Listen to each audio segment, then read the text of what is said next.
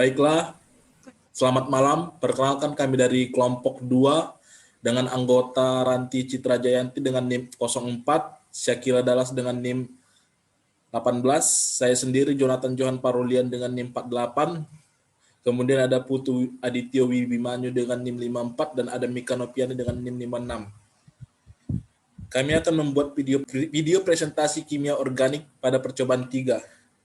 Berikut saya akan membacakan videonya, yaitu dengan judul Senyawa Karbonil, Asam Karboksilat, dan Ester. 1. Tujuan.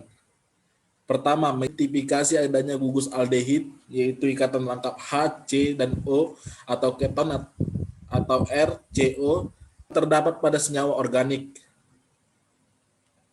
Kemudian, membedakan senyawa aldehid dan keton. Ketiga, mengidentifikasi sifat keasaman gugus fungsi karbonil dan asam karboksilat. Keempat, mengidentifikasi senyawa karboksilat melalui reaksi esterifikasi. Dan kelima, mengidentifikasi senyawa ester dengan tes hidrosiamat.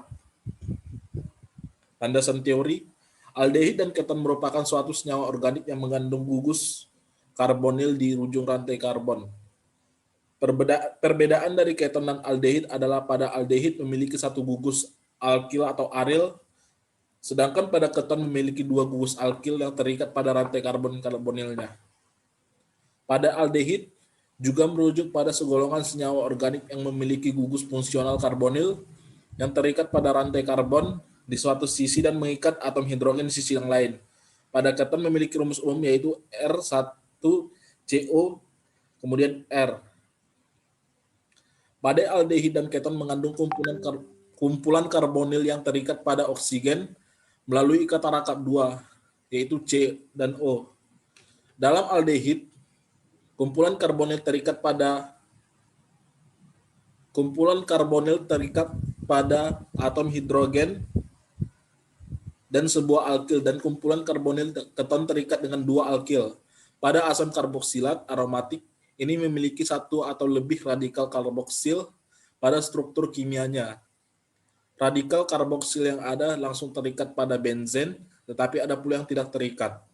Asam ini dibedakan menjadi dua, yaitu asam monokarboksilat aromatis dan asam dikarboksilat aromatis.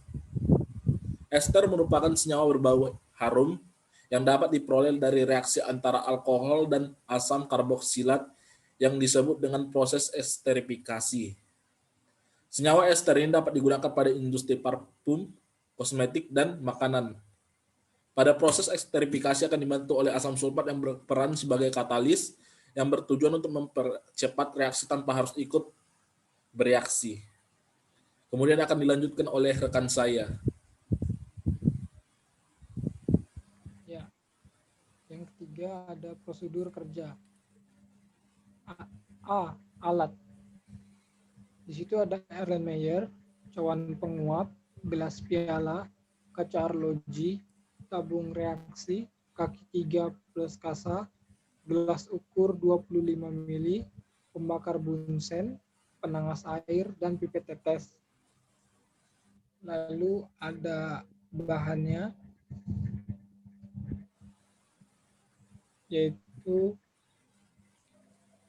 formalin, aseton, asetaldehid, benzaldehid, sikloheksana, H2SO4, Na-bisulfit, etanol, ether, pereaksi tolens, lalu ada pereaksi Fehling, pereaksi Benedict, Na-bikarbonat, NaOH 2,4 dinitrofenilhidrazin, asam asetat glasial, asam monokarboksilat, HCl, FeSO4, KOH, etil asetat, hidroksilamin hidroklorida 0,5 N, dan yang terakhir FeCl3 5%. Selanjutnya akan dijelaskan oleh teman saya. Adapun prosedur kerja pada percobaan ini adalah yang pertama senyawa karbonil. A. Uji tolens. 1 mili pereaksi tolens dimasukkan ke dalam tabung reaksi. Kemudian ditambahkan 3-5 tetes sampel dan dipanaskan secara perlahan. Kemudian diamati perubahan yang terjadi. Yang kedua, uji Fehling. 10 ml reaksi Fehling dimasukkan ke dalam tabung reaksi, kemudian ditambahkan 3-5 tetes sampel, dipanaskan secara perlahan, dan diamati perubahan yang terjadi.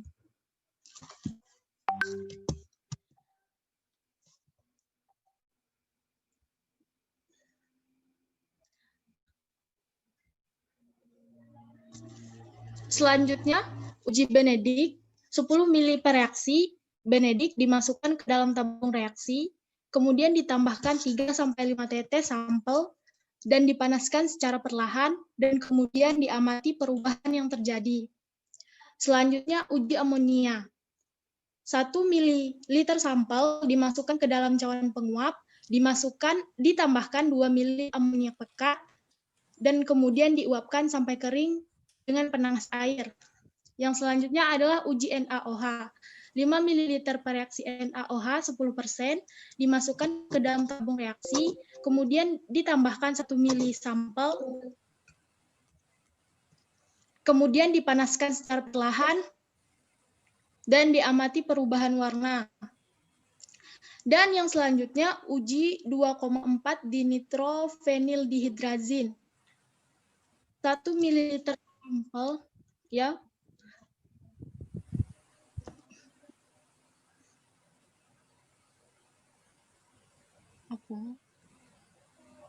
Yang selanjutnya adalah uji 2,4 dinitrofenildihidrazin atau 2,4 DNDH. 1 ml sampel dimasukkan ke dalam tabung reaksi. Kemudian ditambahkan 3-5 tetes 2,4 DNDH, kemudian diamati perubahan warna yang terjadi. Yang selanjutnya adalah reaksi dengan Na-bisulfit. 10 ml Na-bisulfit jenuh dimasukkan ke dalam Erlenmeyer, ditambahkan 5 ml asetaldehid, kemudian dikocok kuat hingga reaksi sempurna. Setelah itu didinginkan larutan dengan es yang dicampur dengan garam, kemudian disaring dan dihasilkan filtrat dan endapan. Endapan dicuci dengan etanol dan eter, kemudian dibiarkan kering. Setelah itu ditambahkan 10 ml Na bikarbonat 10% ke sebagian kristal yang didapat, kemudian diamati bau dan dilakukan kembali dengan menggunakan aseton. Yang kemudian adalah polimerisasi. 10 ml Na bisulfit jenuh dimasukkan ke dalam tabung reaksi, kemudian ditambahkan 1 tetes asam sulfat pekat dan dicampurkan, kemudian diamati perubahan suhu, ditambahkan 3 ml air dingin, kemudian dikocok, dan diamati apakah ada bagian yang tidak larut. Selanjutnya adalah asam karbonil. Yang pertama, reaksi dengan Na bikarbonat. Larutan Na bikarbonat 5% dimasukkan pada gelas arloji, kemudian ditambahkan 1 tetes asam murni, dan diamati gas yang muncul. Kemudian pembentukan ester. Etanol 95% dan asam sulfat dipanaskan selama 12 menit. Didinginkan, kemudian dituangkan ke cawan penguap yang berisi larutan Na bikarbonat dan diamati bau yang terjadi. Kemudian adalah asam monokarboksilat dan dikarboksilat. Asam monokarboksilat dan dikarboksilat diisi pada 2 tabung reaksi yang berbeda, kemudian ditambahkan pada masing-masing tabung 3-5 tetes larutan FeSO4 5% pada masing-masing tabung. Kemudian ditambahkan KOH 5% atau NaOH 5% sebanyak 4-5 tetes, dan kemudian diamati perubahan yang terjadi. Yang selanjutnya adalah tes asam hidroksiamat. 1 ml hidroksilamin, hidroklorida 0,5 normalitas dalam etanol, ditambahkan 1 tetes ester, kemudian ditambahkan NaOH 6 normalitas 0,2 ml, kemudian dipanaskan sampai mendidih. Setelah itu didinginkan dan ditambahkan HCl 1 normalitas 2 ml, kemudian ditambahkan etanol 2 ml jika larutan keruh, dan kemudian ditambahkan 1 tetes CL3 5%, dan kemudian diamati perubahan warna yang terjadi. Baiklah, akan dilanjutkan oleh rekan saya. 4. Hasil pembahasan. 4.1 senyawa karbonil. A. Uji toleransi. Tujuan dilakukannya uji toleransi ini yaitu untuk membedakan aldehid dan keton. Aldehid akan teroksidasi menjadi anion karboksilat di mana ion Ag+ akan direduksi menjadi logam Ag sehingga akan membentuk endapan perak. Hal yang membedakan aldehid dan keton yaitu kemampuan kedua senyawa apabila dioksidasi. Aldehid mudah teroksidasi pada uji toleransi. Keton sulit teroksidasi karena tidak mempunyai atom hidrogen pada atom karbonil. Ketika direaksikan dengan reagen toleransi dan dipanaskan, akan terbentuknya endapan merah bata dan cincin perak, yang dimana reaksi ini termasuk ke dalam senyawa aldehid. B. Uji Fehlings. Tujuan dilakukannya uji ini untuk membedakan gugus aldehid dan keton pada sampel yang diuji. Reaksi Fehlings yaitu oksidator lemah yang khusus digunakan untuk aldehid. Fehling A yaitu CuSO4, Fehling B campuran NaOH dan kalium natrium tatrat. Hasil positif adanya endapan merah bata pada formaldehid. Pada aseton hasilnya negatif.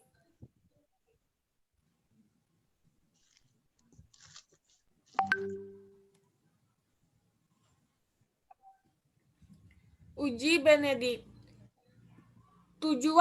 Tujuannya untuk mengidentifikasi senyawa aldehid. Reaksi Benedict bersifat basa lemah karena adanya natrium karbonat dari natrium nitrat. Prinsip uji ini aldehid akan teroksidasi menjadi asam karboksilat. Hasil positifnya yaitu terdapat endapan pada formaldehid. D. Uji amonia. Pada uji ini, hasil positifnya yaitu adanya endapan berwarna putih yang merupakan gugus aldehid. Formaldehid direaksikan dengan amonia menghasilkan NH3 dan terdapat endapan kristal putih. Di sini aseton tidak bereaksi dengan amina. E. Uji NaOH. Ditambahkannya NaOH pada sampel. Aldehid tidak memiliki atom hidrogen, akan mengalami reaksi oksidasi dan reduksi, di mana reaksi yang terjadi berlangsung pada suasana alkali pekat. Aldehid tidak mengandung gugus karbonil sehingga mengalami autoreduksi. F. Uji 2,4 dinitrifenilhidrazin. Tujuannya untuk menentukan adanya ikatan rangkap antara oksidan dan karbon. Hasil positif yaitu adanya warna merah, jingga atau kuning, dan terdapatnya endapan. Karbonil jenuh memberikan warna kuning, aldehid dan keton memberikan warna merah atau orange. H2NZ bereaksi dengan aldehid atau keton dan membentuk ikatan C rangkap N rangkap Z. Selanjutnya akan dilanjutkan oleh teman saya. G. Reaksi dengan natrium bisulfit. Tujuan untuk mengetahui adanya reaksi adisi aseton dengan natrium bisulfit. Reaksi aseton dengan natrium bisulfit akan menunjukkan natrium bisulfit sebagai nukleofil. Reaksi aseton dengan natrium bisulfit membentuk 1 natrium sulfit 2 pentanol yang berwarna putih. Reaksi dapat berlangsung karena ikatan-ikatan rangkap karbon yang menyendiri bersifat nonpolar Lalu nukleofil tersebut menyerang ikatan tunggal dengan nukleofil. Dalam keadaan dingin, senyawa bisulfit yang terbentuk dapat mengkristal. Reaksi ini bersifat reversibel atau bolak-balik, karena reaksi ini digunakan untuk pemisahan dan identifikasi senyawa karbonil, di mana senyawa ini dapat terbentuk kembali dengan penambahan alkali.